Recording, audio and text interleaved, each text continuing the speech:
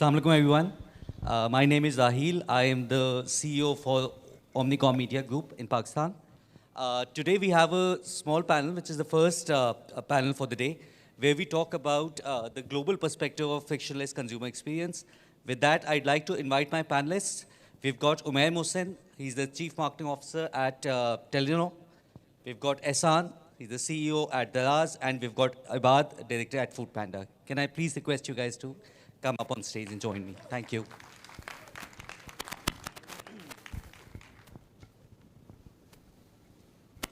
And while we settle, if we can please play a short video just to set the tone for the consumer experience conversation that we'll just have.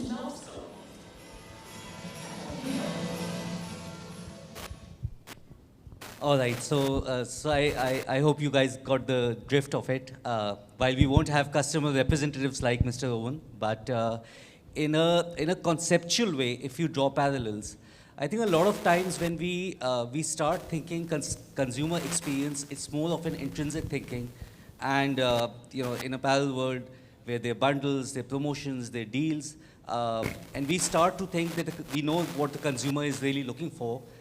When a lot of times they're just looking for a basic transaction, whether they've ordered a burger, a pizza, a mobile phone, or they just want their call to be connected. So I think with that, we've got a great panel here. Thank you, gentlemen, for joining us. We'll have some great conversation today, specifically around what essentially consumer experience means, especially for your organizations, which each of you in your respective fields are really at the cutting edge of driving not just technology, but also in terms of the adoption of technology. So Umair, if we can start with you. We're all very tuned to think consumer experience as a function of a physical, tangible product, yeah? But when it comes to service, it generally gets very difficult for us to understand how many elements of consumer experience are. So how do you define it in your organization? Assalamualaikum ji. I think for a service delivery organization where the product is not tangible per se, it is all the more important because there are multitude of touch points. And every touch points then needs to be ensured that it gives a consistent experience or a meaningful experience for that matter. So, and that just goes across the value chain. And for be it customer care, be it your interaction at retail, be it your interaction of certain product configuration changes, all the more important. So it's not just about your payments per se. I think there's much more to it, and doing it frictionless or with ease of use or with a lesser time required. I think those are all multiple dimensions at which any organization which is in service delivery business should be very conscious of. Absolutely, very interesting point. I think we'll also touch upon it in terms of how you improve. But before I move on, I think Ehsan, across the spectrum, and I think we've all kind of grown thinking of e-commerce. You know, when we think of e-commerce, Daraz is almost synonymous to it. We've all had great experiences. Some of us have had not so great experiences. We've seen Daraz evolve also. But in the entire spectrum of product delivery, in this case, how do you define it in your organization? Yeah, I think this evolution has really been, over the last 4 years, the centricity around customer experience has become ingrained in the organization.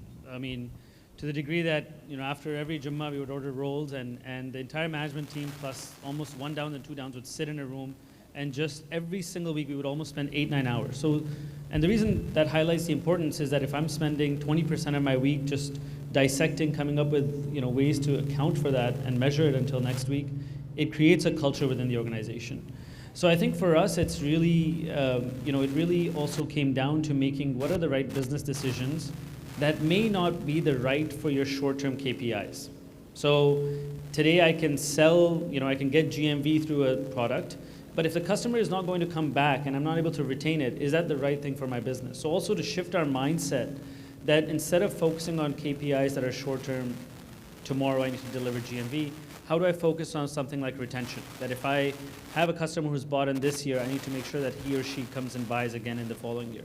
So it forces you to do things differently. So for example, we delisted at one point, I think 1/7 of our seller base because they didn't meet the new criteria and the new threshold that we had come up with. We looked at categories in a different way. So for example, health and beauty today, we don't look at it the same way as electronics. For example, if you need to buy a cell phone cover, you don't care if it's not the best quality in the world. But if you are buying something to put on your face, you really do care. So looking at every category in a different way with the centricity that what does this category's customer want? What does this, what does this delivery method, so an express customer versus a customer who gets standard delivery, what does this customer want? And I think that really has allowed us to sort of start focusing that we will not solve everyone's problems, but we will solve the problems of the customers that are relating to that segment. And I think that has allowed us to start thinking in a different way, in a more longer term way to solve. And I think that's why my metric has always been, because 4 years ago I used to go for dinners and I always used to get, yaar maine ye order kiya, ye nahi mila. And I used to have a notebook and write everything down. And my metric at least is that's reduced. And today our NPS is at the highest it's ever been. And I think those things that we did that had a longer term vision to it have, alhamdulillah, paid off to some degree, but there's still a long, long way for us to go. Oh, absolutely. I hope your notebook has been reduced to a post-it note. Yeah, I don't carry it. But I think it takes a really bold call to do something like eliminating one part of your business, or let's say of your supplier base. And I often talk about strategy, where I think a big part of strategy is also deciding what not to do. So what's the business case for, let's say, in the long run? Because typically business cases are more short-term and KPI based. Yeah.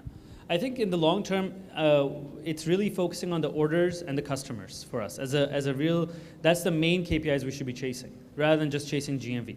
And I think that what that does, customers and orders, they are really the true metric of if your business is healthy, along with profitability. And I think that's, unfortunately, in a short term, you're not able to focus on that. So really you have to shift the mindset to be able to focus on different KPIs that can yield, because eventually they will bring you the sales and GMV, but in a more profitable way. Excellent, excellent. Now coming to you, Ibad, I think we've heard from Umair on service, we've heard from Ehsan on product, but I think your organization is really at the epitome of consumer experience, because you don't have your own product as such. It's only the experience which you're selling. So how does it translate into a frictionless experience in an organization where the only product is experience? Thank you.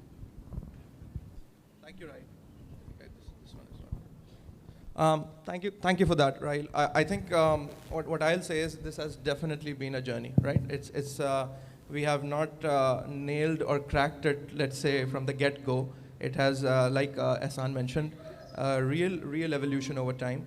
And what we understood was that we need to reduce organizational clutter.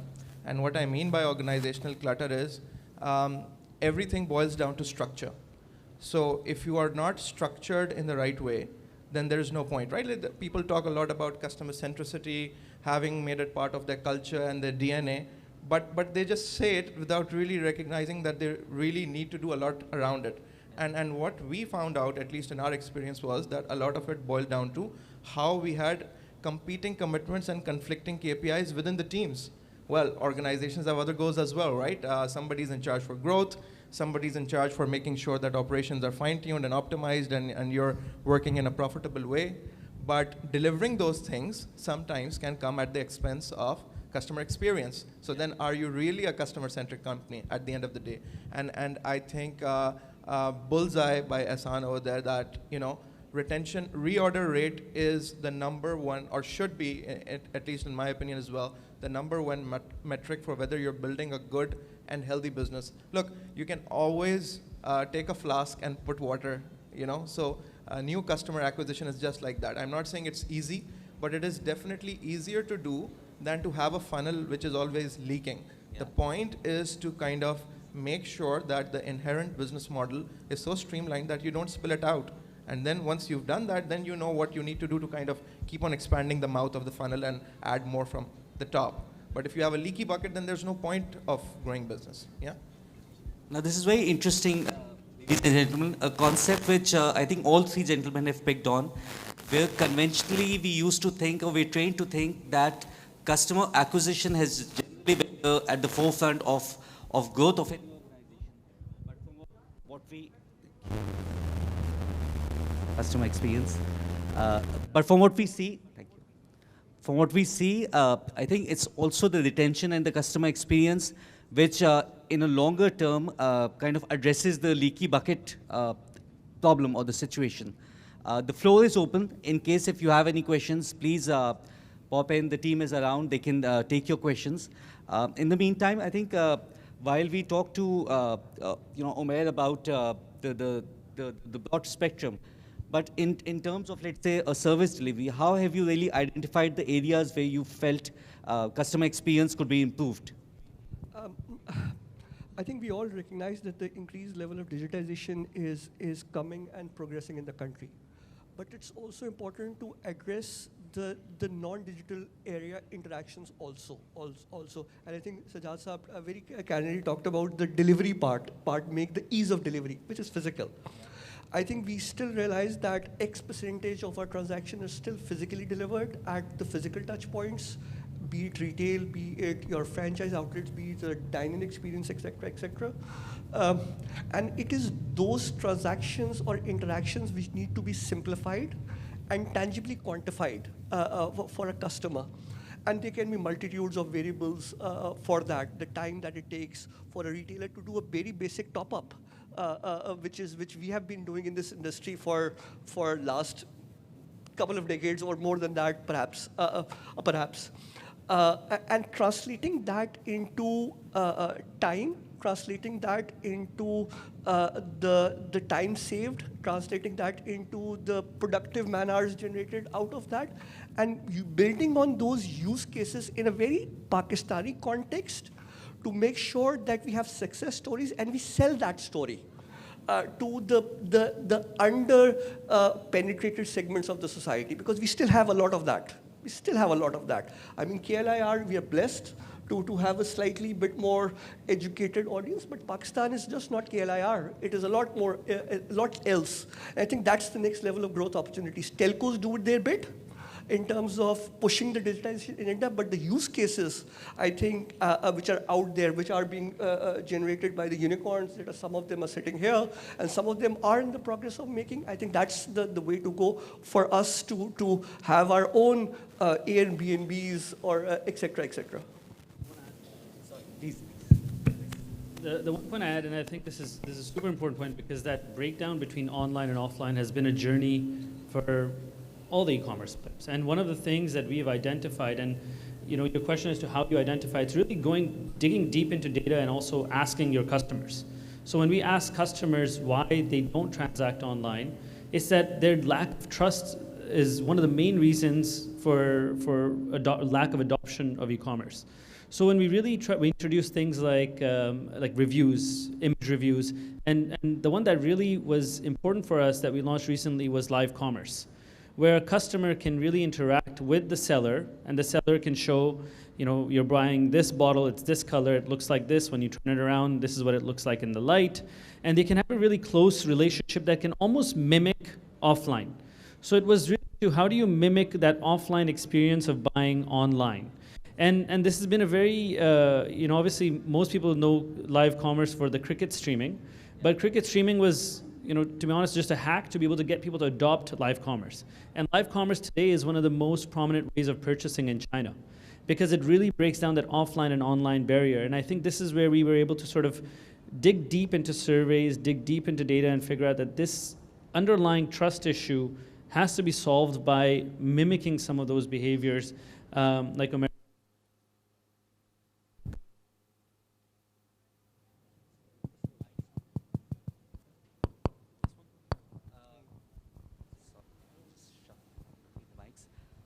All right, so Umair, when you talk about, let's say, segmenting it and having very clear use cases, how do you kind of segment it between, let's say, cost for, let's say, better service?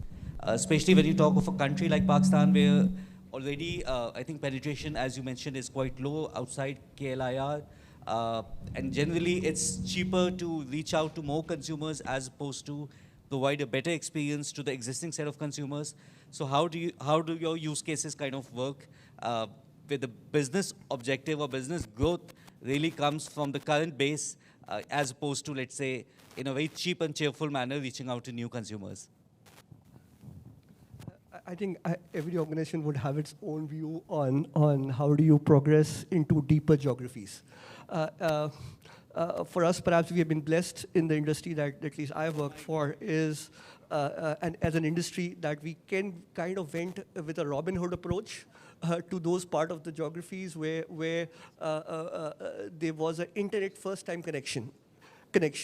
And whatever we were harvesting from the urban territories, we were able to kind of put it out there for broader Pakistani penetration.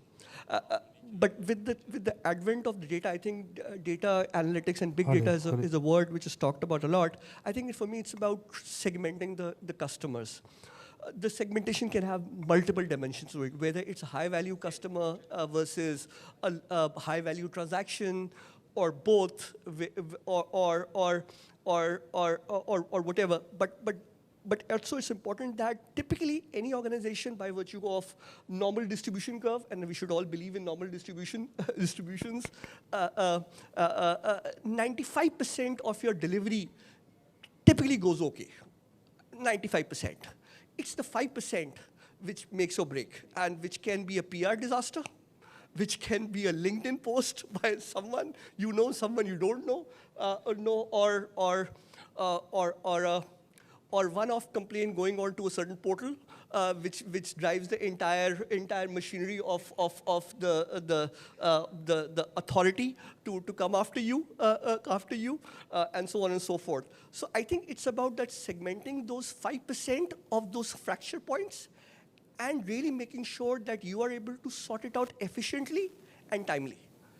And for me, that's the important thing. And for that, it requires a culture. It requires a bit of empowerment. It requires someone taking up that agenda with the organization that, guys, don't let that 5% go horribly off. Because those cause a bigger PR disaster than whatever effort that you have put in making sure that 95% is right. Right. So it's a different form of segmentation. For me personally, if I were to say it, it's the 5% which matter perhaps a lot more than that 95%, because typically 95% goes right in every organization. And I think, as they all say, the trick is knowing which 5% to invest or, let's say, focus on. Ibad, I think, we're all foodies. Most of us are foodies, and we order food online.